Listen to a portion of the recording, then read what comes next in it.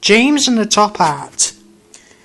James was a new engine who lived at a station at the other end of the line. He had 2 small wheels in front and 6 driving wheels behind.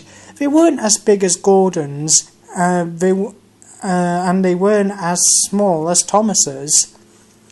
"You're a special mixed traffic engine," the Fat Controller told him.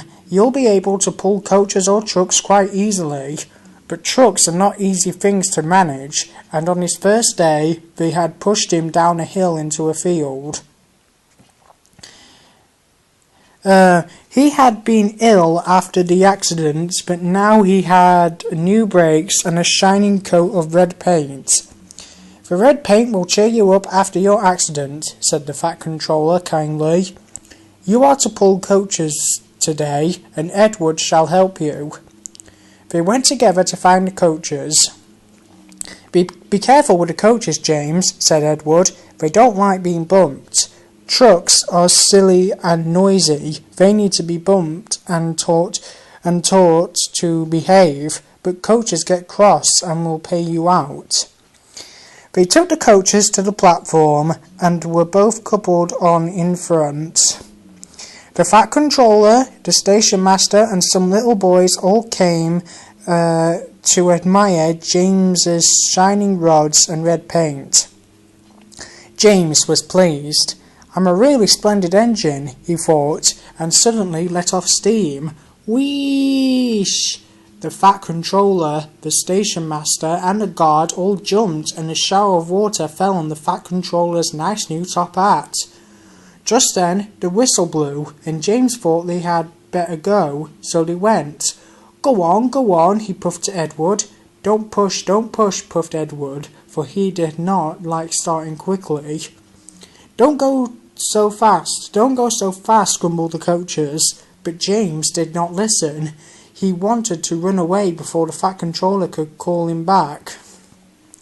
He didn't even want to stop at the first station. Edward tried hard to stop, but the 2 coaches in front were beyond the platform. Before they stopped, they had to go back to let the passengers get out.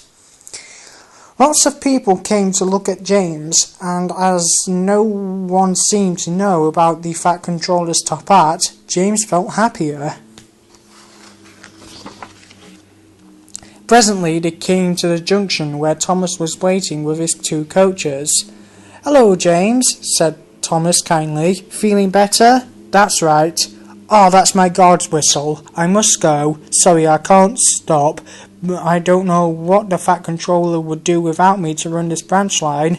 And he puffed off importantly with his 2 coaches into a tunnel. Leaving the junction, they passed the field where James had his accident. The fence was mended and the cows were back again. James whistled, but they paid no attention. They clattered through Edward's station yard and started to climb the hill beyond. It's ever so steep, puffed James. I've done it before, puffed Edward.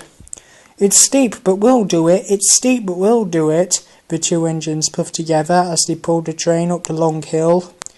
They both rested at the next station. Edward told James how Gordon had stuck on the hill, and he had to push him up.